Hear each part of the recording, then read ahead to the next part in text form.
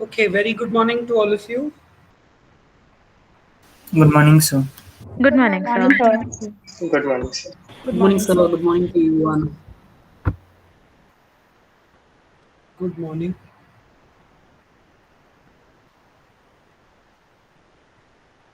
I can see that there are still students left to join while it's already 11:01. Okay. Anyways, we can't wait for long. We will start with our discussion for today. We have two experiments planned, post which we will also discuss AST because that part is not complete. But we will do that once we finish the two experiments which are designated for today. The one that I am going to deal with is basically a paper 3 experiment, which is about detecting organic acids by thin layer chromatography, which we started yesterday. So I am just casting my screen.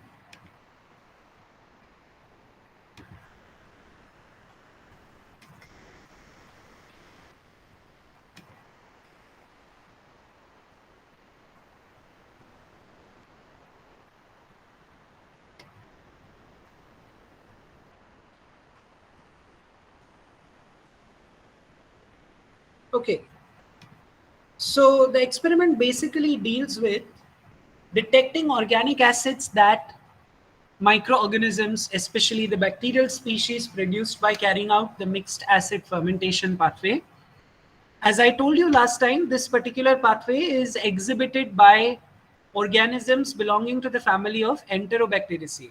So if I have to give you an example, the best example that would be possible in this particular scenario is going to be E. coli, okay, Escherichia coli, which has the ability to carry out mixed fermentation pathway. Okay. Now, when you talk about mixed acid fermentation, I spoke about the pathway in brief with you guys yesterday, and you can see on this screen right now that if you start with glucose and carry out glycolysis, you will generate uh, PEPA.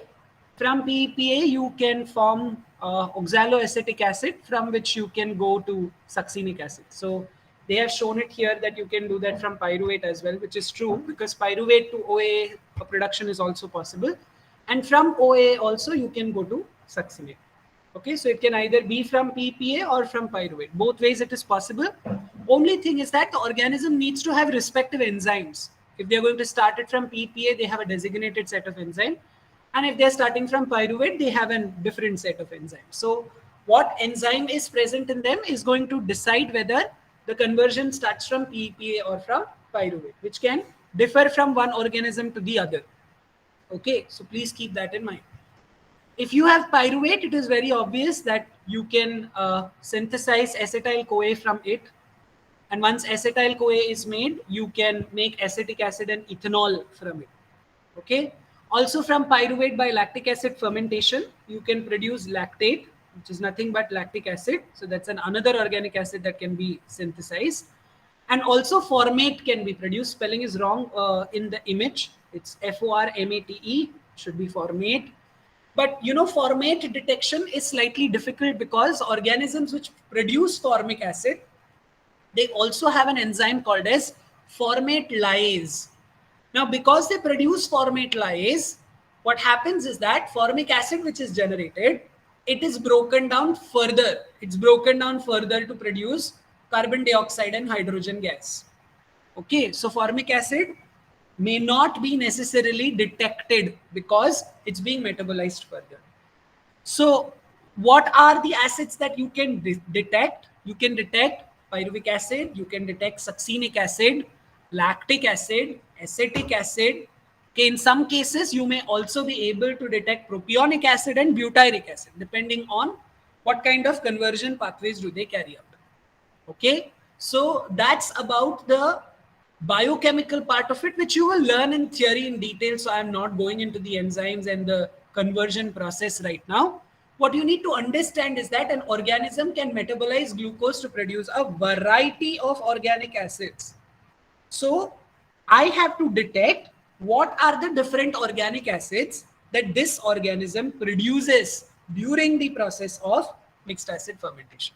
Okay, that's why we are basically focusing on this particular process. Now you will ask me a question that, sir, what is the benefit of doing this? So first and foremost, you need to understand that by carrying out this process, you will be able to identify, or you will be able to chalk out the metabolic profile of this organism. You will be able to find out that what does this organism do to glucose? Okay, what are the metabolites that are produced by the breakdown process of glucose in this particular organism? So the metabolic profiling is one of the most important things that you will be able to identify.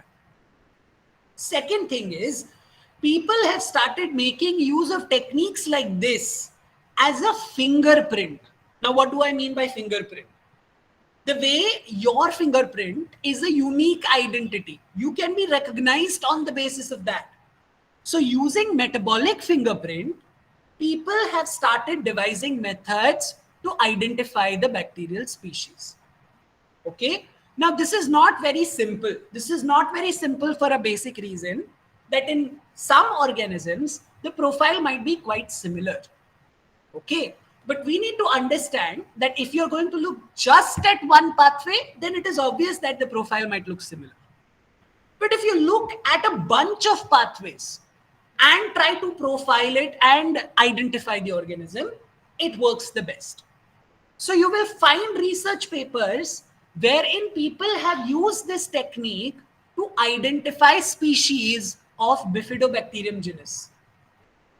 So they have done a normal TLC and they have found out which organic acids does it produce, and on the basis of that they have classified the organisms respectively. Now obviously for this, the metabolic profile of these species have to be well defined, because until and unless the profile is well defined, we will not be able to then identify. No, मेरे पास जब पता होगा कि A shows this organic acid production, while B shows production of the other set of organic acids. So until and unless I have this clear picture with me, I cannot use this as a fingerprint. So the metabolic pathways, the metabolic profile of that organism needs to be already deduced.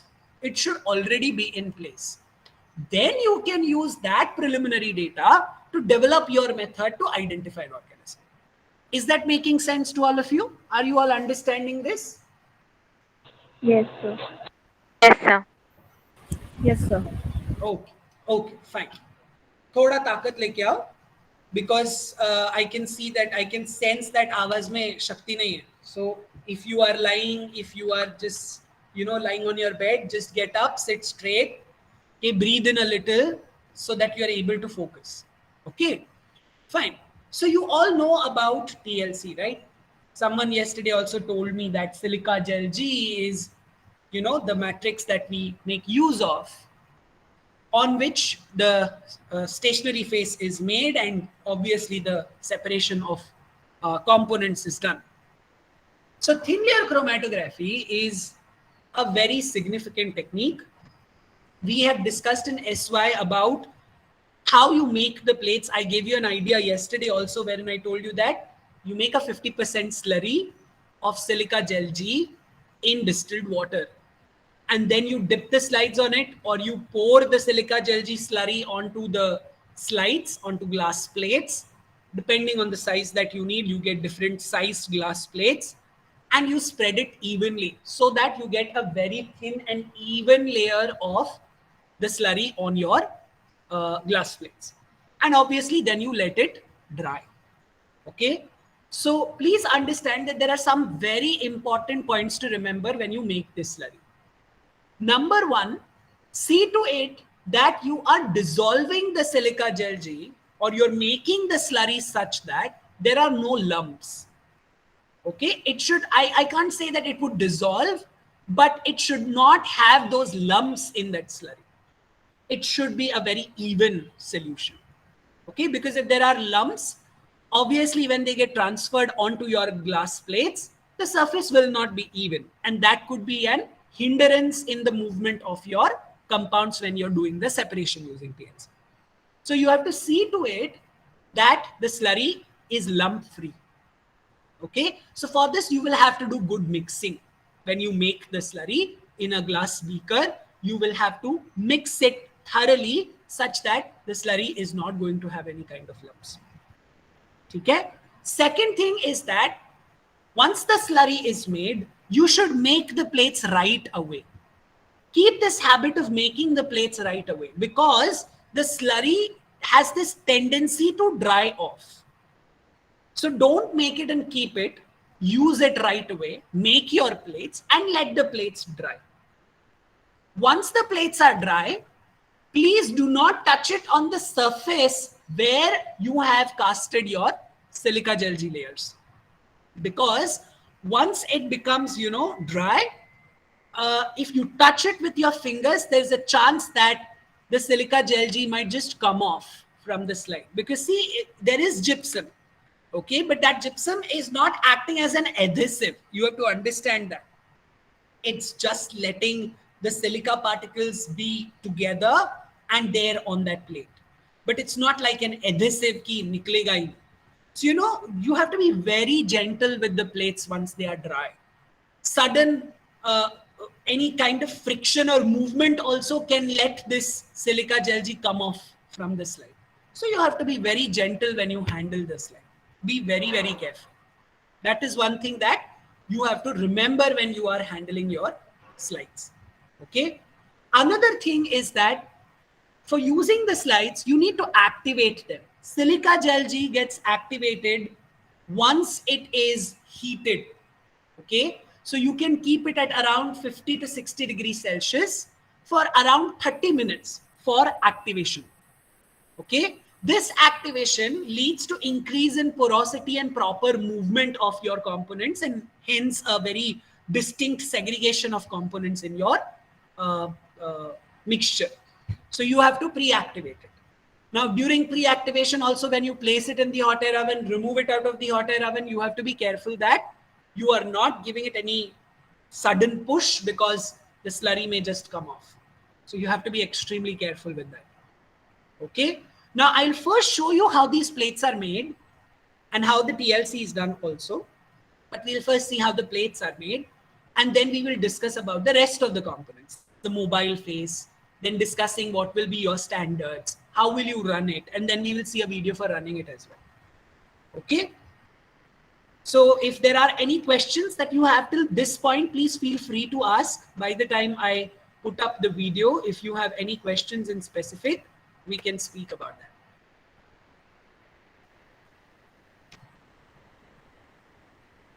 So this particular video shows how to make the silica plates on glass plates. Okay.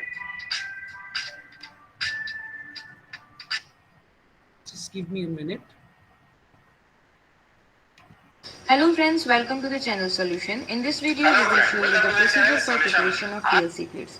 TLC plates means thin layer chromatographic plate, of which one side is coated with adsorbent.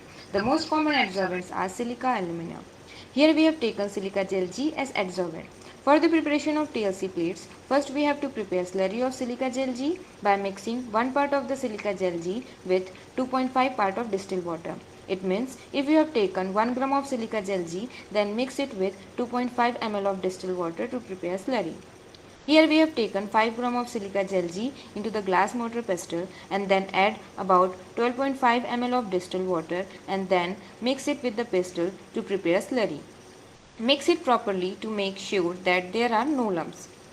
Then after mixing, transfer the slurry into the clean dry beaker and by using glass rod make the slurry homogeneous. With the help of pipette, pour small amount of the slurry on the clean dry glass plate and then move the plate around to spread the slurry uniformly over the glass plate and to form thin uniform layer of adsorbent of about 0.2 to 0.3 mm thick. Make sure that there should not be any uneven spot on the plate and remove the excess slurry over the plate. Similarly, you can follow the same procedure to coat the big size glass plate with the slurry. These TLC plates can be used for analytical study. It is used to identify the components of a mixture and also to check the purity of the sample. Move the glass plate so that the slurry get uniformly coated over the glass plate. You can see that the slurry is uniformly coated over the glass plate. After uniformly coating the slurry, then dry these plates at room temperature.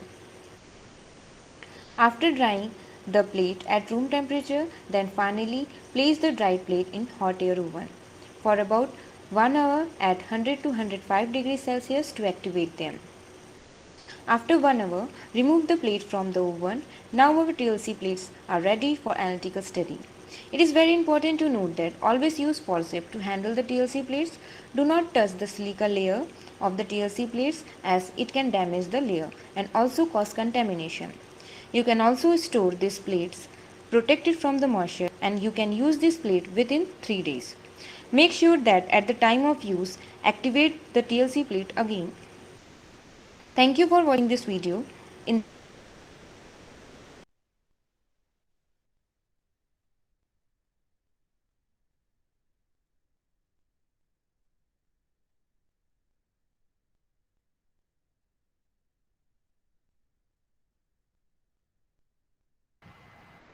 Okay, so now let us understand that what is the mobile phase that we have to make use of. So the solvent system that we will use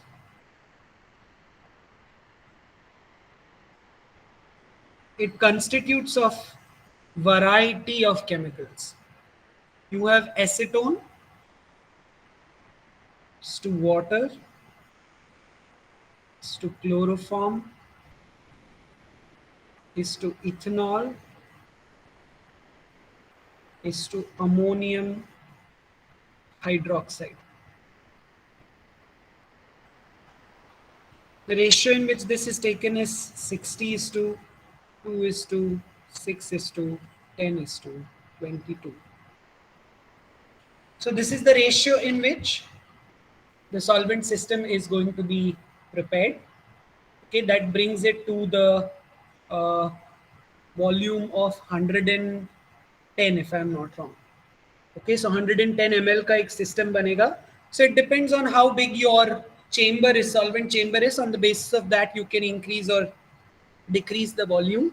You know that it has to be done proportionally, right? So ये digits जो है ये कभी भूलने का नहीं क्योंकि इसके हिसाब से proportionally increase या decrease करना पड़ेगा depending on the size of the solvent chamber that you are going to be working with. Okay, so you have to remember that. Now, please understand that for any chromatography, you have learned this in SY as well. You have done paper chromatography there, you have done TLC there. So you know that you have to saturate the chamber, right? Why is saturation significant? Can someone tell me? Why is saturation significant? Sir, we want to like facilitate the separation, so we have to moist a little bit so the surroundings become a little easy for separation. The entire chamber has to be in equilibrium, right? So that the movement of the components which we are separating from the mixture is unhindered, right? And that's the reason why saturation is very significant for faster and easy separation of the components so that equilibrium is maintained throughout the separation chamber. That's the reason why saturation is significant. Barabar. Now, let us talk about the sample. The sample is not going to be ready-made because here you want to analyze that what does the organism produce, right? So for that, there is some, specific set of steps. What are the steps? First is that you're going to take a 2 ml sterile glucose phosphate broth.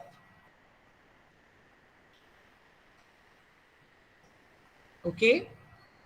You're going to inoculate this with 0.1 ml suspension of 18-hour-old Escherichia coli. Okay. You're going to incubate this tube at 37 degrees Celsius for 24 hours. Now, after growth, after you get growth after 24 hours, you are going to centrifuge this particular tube for 5 minutes at 5000 G. Okay, remember that G and RPM is different. You calculate RPM from G by finding out the radius of your rotor. तो तुम्हारा जो rotor है centrifuge का जिसमें तुम tubes डालते हो उसका रेडियस निकालना पड़ेगा, and there is a formula for conversion of G to RPM wherein you substitute the G that has been asked for, that is 5000 G, and the radius of your rotor and find out how many RPM it would be. So that will change from one centrifuge to the other depending on the radius of the rotor. Okay, because the speed gets affected accordingly. So you are going to centrifuge it, and whatever supernatant you are going to get, that is going to be your sample.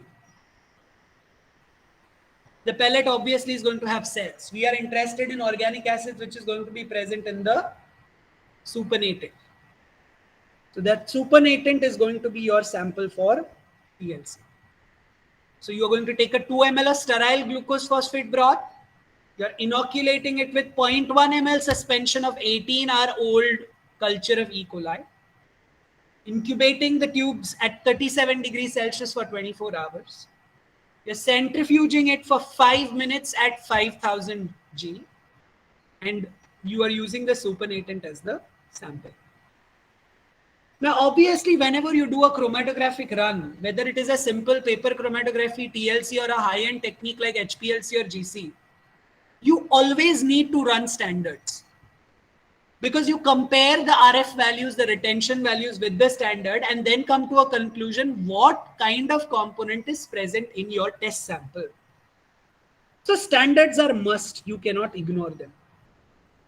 So how do you make standard organic acid solutions?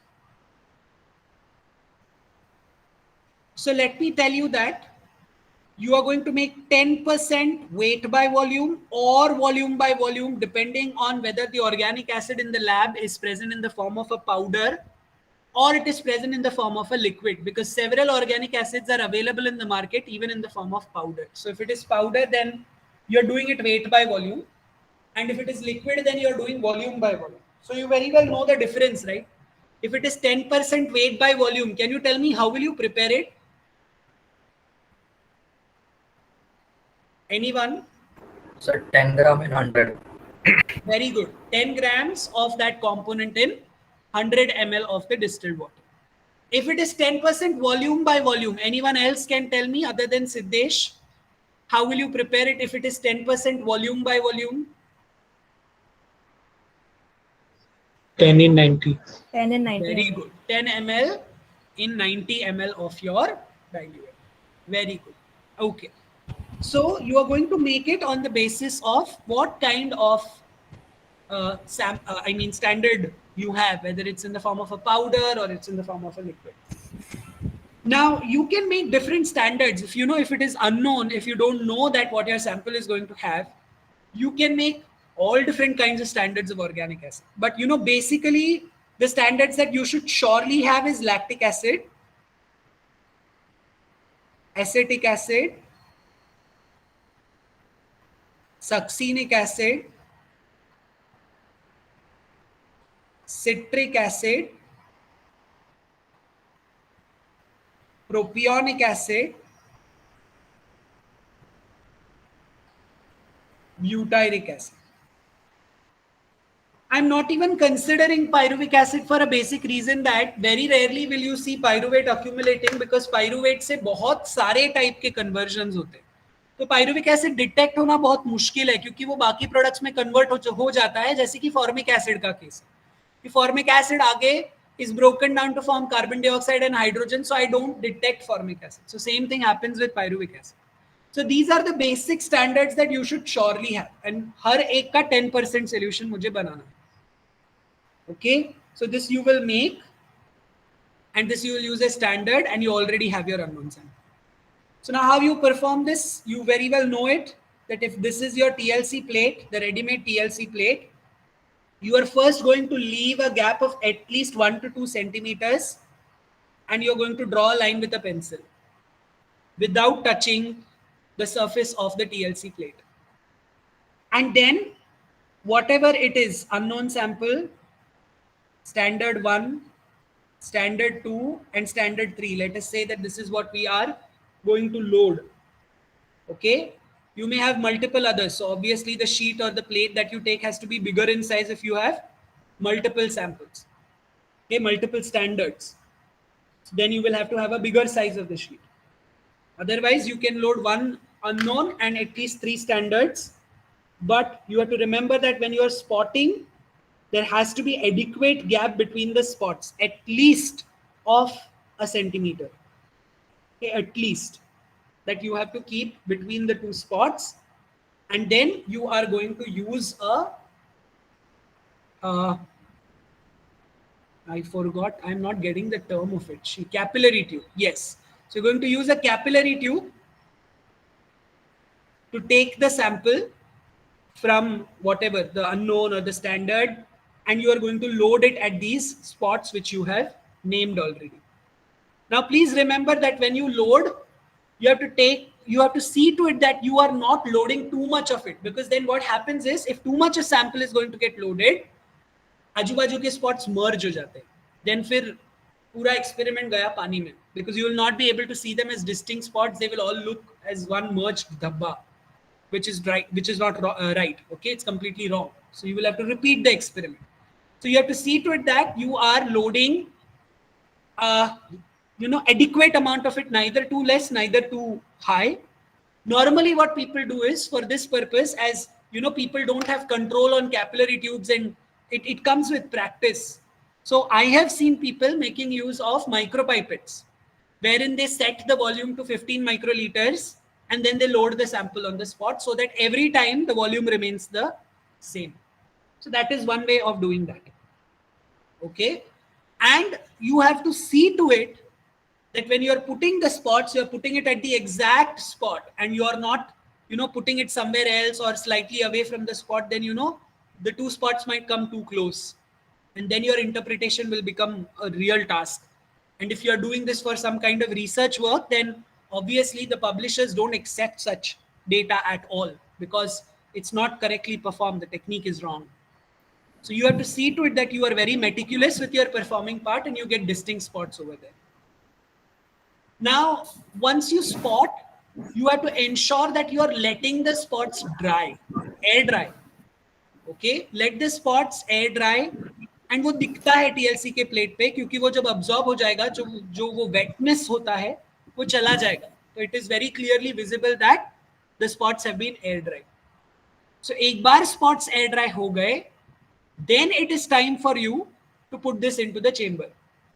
Now when you put it into the chamber, you have to keep in mind that you are not, these are some of the common mistakes that people would do. I will have to switch on the camera to tell you about this. So these are some of the common mistakes that you will see people doing, wherein they are inserting the TLC plate into the chamber and it's going teda, such that the lower portion, half of it is getting wet in a specific height and the rest half is not. So you shouldn't do that. It has to go in an even fashion such that it's running on your stationary face as one straight line and not ada teda. It's not right. Then there's going to be a slight difference in your values. So that shouldn't happen. You have to be very careful of that. Secondly, your TLC plate, when you dip it into the chamber, you have to ensure that the region where you have loaded the spots, that shouldn't dip in your solvent system. Then instead of it running into the plate, it's going to go off into the solvent. Satyanash, तुम्हारा पूरा मेहनत पानी में जाएगा. So you have to ensure that you are not letting that region where you have loaded the spots dip into the solvent.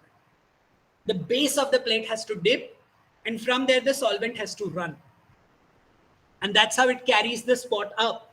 If you dip that region of spot directly into the solvent, all of that stuff which you have loaded there is going to come out. Then your entire work is useless. So don't let that happen. Then when you keep it for run, see to it that you are placing it in such a way that it doesn't collapse midway of the run. कई बार ऐसा होता है, लोग ऐसे टेढ़ा खड़ा कर देते हैं और फिर वो गिर जाता है, तो फिर तुम्हारा पूरा काम गया वापस पानी. So you have to see to it that you are placing it with a good support such that it doesn't collapse. Finally, you have to check the run constantly. Don't let the entire plate run off. Your spots are then gone. You are not going to see distinct spots. So run only 75 to 80% of the plate. That's 3/4 of the plates. And you can see that as the wet line. And once you know that 75% of the run is done, you remove the plate out. You're going to mark the zone till where the solvent has run. That becomes your solvent front. Okay, that becomes your solvent front. Please understand this. And you have to understand that you have to let that plate dry. So just keep it undisturbed on a surface or on a petri dish where it can air dry for some time. Let it air dry properly. Once it is air dried, then you can go for your spraying agent, your developing agent. So let me tell you that there are different kinds of developing agent that people make use of. So if you see the research paper, you will see that they have made use of a mixture of developing agents, wherein they have used bromothymol blue and they have also used methyl red in combination. But simple way of doing it is wherein you make use of 0.4% of bromocresol green. Okay. If this is not available with you, then there is an alternative, which people in our lab have also done. And let me just verify that. Yes. So people in our lab have made use of bromocresol purple as well. But if you see the standard protocols, they go for bromocresol green. Okay. So bromocresol green is something that is chosen for doing this kind of a detection. And there is a reason behind it, that it can detect slightest of the variations in acidity very effectively. If you're using bromocresol purple, you should be knowing that the reagent by itself normally is purple in color in neutral conditions. And once there is acidity, it turns yellow in color.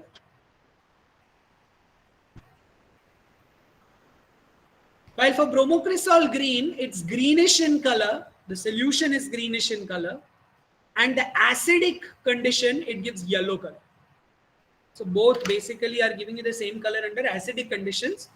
सिर्फ background का colour अलग अलग होगा. अगर आप ब्रोमोक्रिसॉल purple से तुम्हारे slide को स्प्रे कर रहे हो तो तुम्हारा बैकग्राउंड थोड़ा पिंकिश पर्पलिश दिखेगा, स्पॉट्स जो है वो येलो दिखेगा. ब्रोमोक्रिसॉल ग्रीन के साथ कर रहे हो तो your background is going to look greenish and the spots are going to look yellow. So 0.4% of bromocresol green has to be made, and that is going to be used as your spraying agent. Now this normally is made in ethanol. Bromocresol green is going to be made in ethanol, and in some protocols you will see that they add very few 1 to 2 drops of 0.1 normal NaOH to adjust the pH of the spraying agent after you make it, to set it to neutral. So a very few drop, 1 to 2 drop of 0.1 normal NaOH. That too, if you feel that the color is not green, then they add it, and then it is used as the spraying agent. Okay.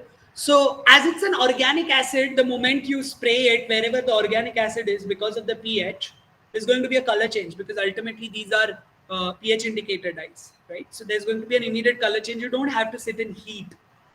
That's not essential. There is an immediate color change that you can very easily notice on your PLC plates. Okay.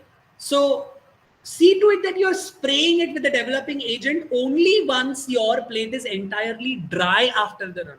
Because if you spray it with the developing agent immediately after you remove it from the solvent chamber, there's a huge chance that because the entire thing is moist, when you spray the spraying agent, the silica layer just falls off. Excessive moisture. So it can't take that much. So वो ऐसे निकल के आता है पूरा layer. ऐसे नहीं होना चाहिए. Let it dry well. Then you spray it with the developing agent and spray it from a distance. Because when you spray it very close, you have to understand that it's not a paper. It's silica. It's a mud-like particle which is there on the slide. So when you're spraying it very close, because of the pressure, that layer may just come off. So don't do that. Spray it from a distance such that it's just making it wet throughout the surface. It has to be evenly, sprayed so that there are no spots left wherein you have not sprayed the reagent. So spray it very evenly, let it dry. And then as soon as you see the spots, you start marking those spots. You start circling those spots. So for example, if you can see my screen, if this is my TLC plate, this is the point till where the solvent is run. So this is my solvent front. And I have, say, marked the spots like this. So once I mark those spots, I have to mark it entirely. And I am going to mark the center of these spots. And from the center, I am going to read it till the point where I loaded that particular material. Okay, so that distance is what I am going to measure. Okay, that is the entire distance that we are going to measure. Solvent front, can you tell me where will you measure the solvent front from? कहाँ से कहाँ तक measure करोगे? Anyone? Should I start from this point or should I start from the base of the paper? Sir, the line where we loaded our sample. Yes, sir, from the line. So this is what is my solvent front going to be. So this will have a value. My spots will have a value. I will write all those values down. So for example, in standards, you may see just one spot. Single standard ही तो है ultimately. तो तुमको एक spot दिखेगा. Right? But in case of mixture, you may have multiple spots. Right? 3 spots हो सकते हैं. Mixed acid है ना ultimately. तो variety of acids हो सकते हैं. तो 2 spot होंगे, 3 spot होगा. तो क्या करने का? बेस से स्पॉट को नंबर करने का. तो नीचे से जो पहला स्पॉट है वो 1, उसके ऊपर 2, उसके ऊपर 3, ऐसे you have to number them. So when you write distance covered by spot 1 in the mixture is this centimeters. Distance covered by spot 2 in the mixture is this centimeter. For standard, it's very easy. Distance covered by lactic acid, standard lactic acid, this much centimeter. Distance covered by standard acetic acid, this much centimeter. So you will have to document those values. Okay. Once you document those values, you know how to calculate the RF. Can you tell me the formula of RF?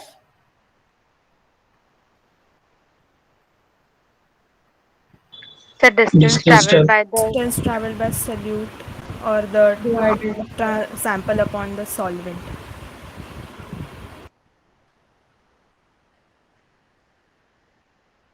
Great. Amazing. So once you get the RF values of the spots in the mixture, you're going to compare it with the RF values of the standard. Whichever one matches, you're going to say that the mixture seems to contain lactic acid, acetic acid, and whatever, as their RF values match with the RF values of standard lactic acid, standard acetic acid, and standard whatever. So that's how you are going to frame your final result. And then you will say that in conclusion, you will elaborate that as the given organism is E. coli, which is known to carry out mixed acid fermentation, you can use your theory basics there to write an elaborate conclusion. These are the different acids which have been detected. And if you know what other acids that organism produces, but it has not been detected over here, why do you think it's not detected? So you can elaborate your conclusion on those lines. Okay. So I'm going to show you an video which is about the entire run. It's a general TLC. It's not speaking about anything specific like organic acids or something like that. Just have a look at it as a general process of TLC.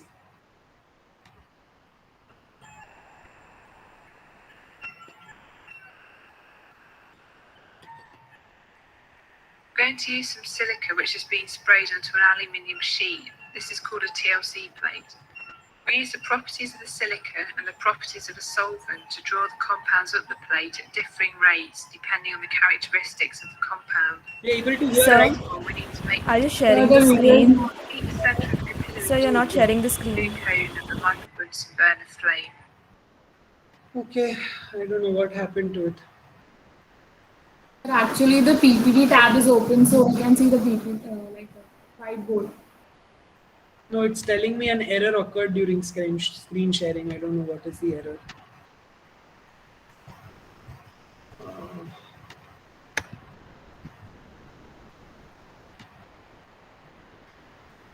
Is it now visible? Yes, sir.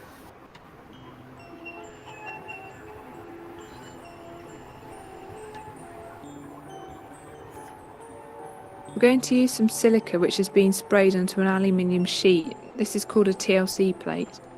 We use the properties of the silica and the properties of a solvent to draw the compounds up the plate at differing rates depending on the characteristics of the compound. First of all, we need to make a TLC spotter. Heat the centre of a capillary tube in the blue cone of a micro-Bunsen burner flame. Rotate the tube gently to ensure it's heated evenly, and when it starts to give, take the tube out of the flame, leave it for a split second, and then sharply pull out both ends of the capillary to form a very fine tube. Allow this to cool, and then snap the tube to produce 2 spotters.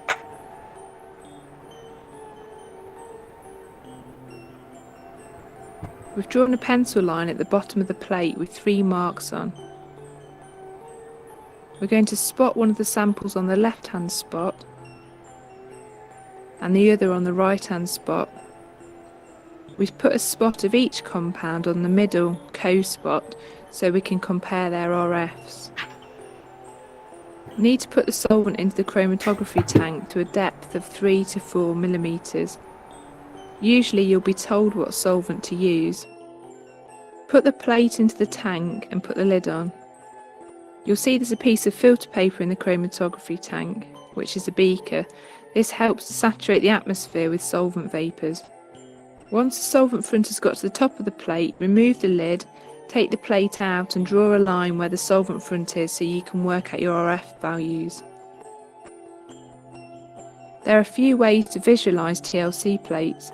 If the compounds are UV active, you can see spots of the compound under a UV lamp. Use a pencil to circle the spots.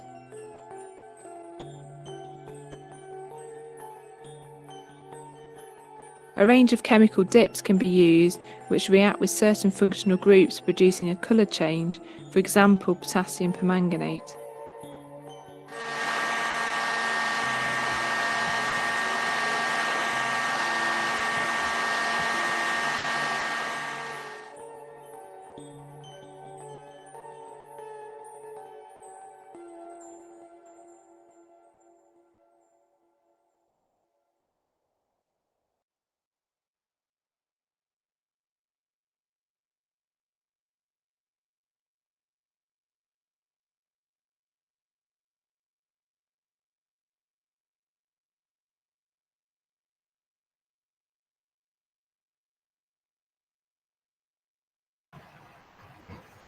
So these are the 2 forms in which you will get the TLC plates, either on a foil, which you can see on the right hand side, or you can make it on glass plates of different sizes as per your need, as you can see on the left hand side. Okay, so if you're going to spray it with bromocresol green, your results look like this.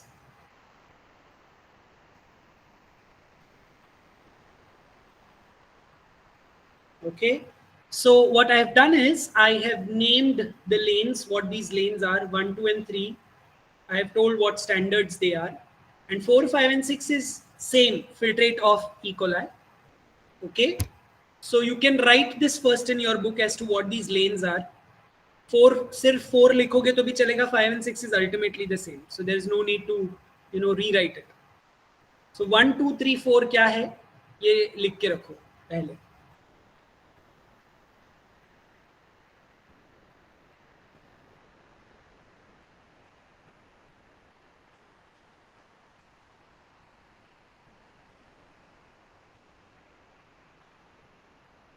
Once you're done, let me know in the chat box.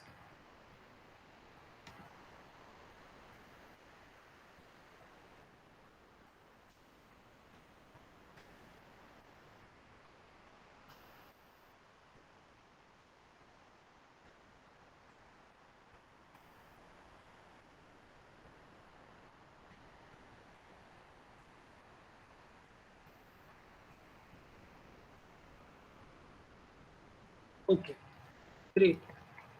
You can see that most of you are done. Just give me a minute.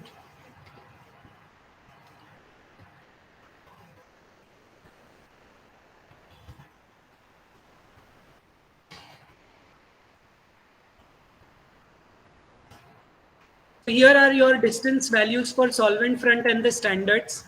Start calculating RF values for the standards. I am giving you also the distance values for the spots in the mixture, okay, in the unknown sample.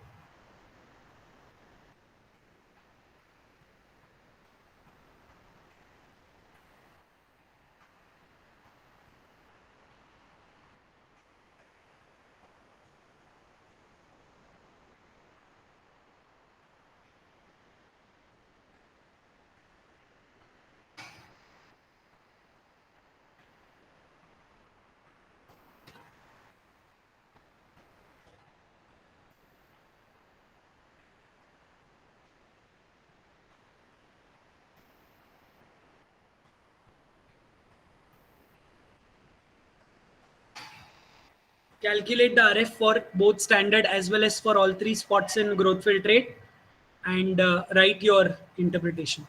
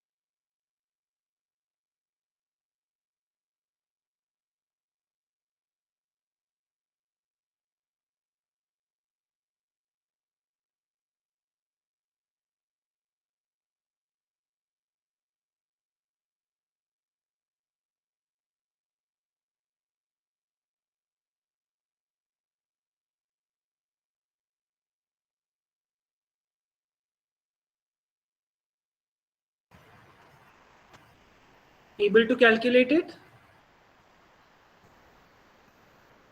Yes, sir. Yes, sir.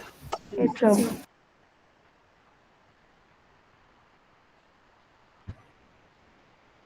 Like you used to do in SY, can you all do this? That तुम लोग कैसे देखो enzymology में values type करते थे तो वैसे सारे स्टैंडर्ड्स का RF और सारे ग्रोथ फिल्ट्रेट्स का RF टाइप करके पोस्ट करोगे चैट बॉक्स में कैलकुलेशन होने के बाद? Yes sir. और साथ में करो, अलग अलग मत करो, तो एक बंदे का सारा वैल्यू साथ में आएगा ऐसे।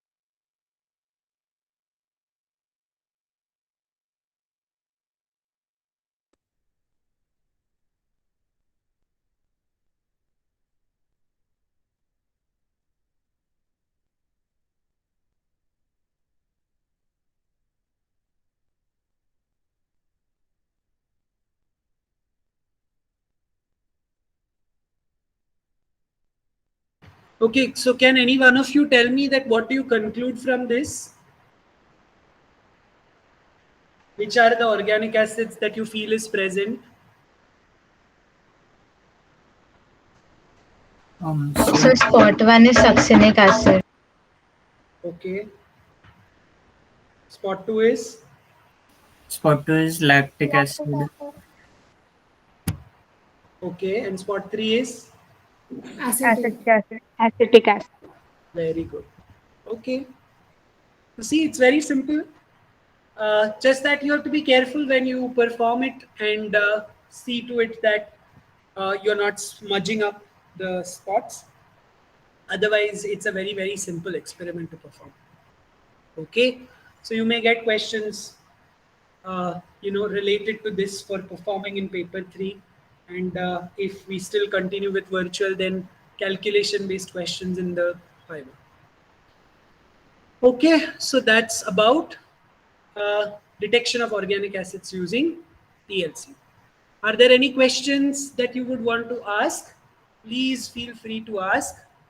If not, Nitin sir, if there is anything that I have missed out, please add, or else we can move to the next experiment. Yes, sir. Thank you. As far as the indicating system is concerned, actually I have came across one of the detecting systems, so I would like to just share with that. Can I share that? Yes, sir. Sure. Okay. Actually, in last year we have just discussed about it, so I'm just adding that also right now. So 2 systems I think Sachin sir has already shared with you for spraying onto that developed plate, right? Chromocol green and chromocol purple, is it? Yes. Okay. So apart from that, I have come across that acid ammonium molybdate is also being used in some of the cases for detection of these organic acids on developed TLC plate. So overall procedure as far as the spraying and detection of these spots is concerned, that is a little bit different than whatever have been discussed just now. So once you are getting the developed plate, that is the running of the, we can say the analyze up to the 3/4 of the plate, you are supposed to remove that plate and just before complete drying, means still the plate is little bit moist. You are supposed to spray the acid ammonium molybdate solution that is commercially available. That is supposed to be sprayed onto the developed plate before the plate is getting completely dried. And then it is supposed to be air dry after the spray. And then after complete air drying, that plate is exposed to the UV rays for near about 15 minutes. And after that exposure to the UV rays, there is a development of the blue spots wherever there is a presence of organic acids. And these blue spots are supposed to be obtained and supposed to be observed against the white background. Okay, so this is something as one of the alternative detection system that is being used for the detection of organic acids while you are working with the TLC plate. Okay, so I have just added one of the extra spraying reagent, not anything else, but obviously it can be also one of the alternative to be used for detection of organic acids. Okay. Can you also add the mechanism of interaction, how it works as a detecting agent? Wherever there is a presence of organic acids, there is an interaction with these that reagent. I am right now not that much clear about that overall mechanism, but there is a reaction in between that acid ammonium molybdate and the presence of organic acids, mainly the functional groups, and that actually allows the emission, something like what we can call it as fluorescence. So they are absorbing the light from UV exposure, and then they are supposed to release out that fluorescence with the blue color, and that is indicated as the blue spots against the white background. So overall mechanism, I am not that much clear about it, but this is the something as a brief regarding the mechanism of working. Okay. As it was given as one of the homework, I think for last batch, so I think you can search, students, you can search it from your end. What is the actual mechanism by which this system can work for detection of organic acids? Okay, but it is regarding that fluorescence, not fluorescence, sorry, I think phosphorescence. Okay, so once these are getting exposed to UV rays, they are absorbing the light and then they are emitting out. Then the wavelength other than the absorbed one, and blue spots are obtained on that. I think something, what it is called, chromophore or fluorophore, whatever it is. Right now, I'm not sure about it. See, why I am asking this question is I have a doubt about this. It's a discussion, but I have a serious doubt about this because blue coloration will be formed only if there is orthophosphate. Until and unless there is orthophosphate in the solution, ammonium molybdate will not form blue color. I understand that acidic condition is responsible for the interaction between molybdate and orthophosphate. So that could be one way that organic acids jahan par present hai, ammonium molybdate has to interact with orthophosphate only in that area because the condition is acidic there. But then the developing agent cannot be just ammonium molybdate. It has to have some kind of phosphate containing reagent. Yes. Yeah, so it has to be made in phosphoric acid. Only then you will be able to detect it. So it cannot be just ammonium molybdate. It has to be an ammonium molybdate orthophosphate solution, which then can interact, because under acidic conditions, only orthophosphate and molybdate can interact with each other to form that blue With the color. blue color complex, yes. Okay. Yes, so yes, I'll be going through that research paper that I have just started reading, but I haven't completed it. But I will be sharing that. Okay. Yes, students, in doubt query regarding the practical, yes or no?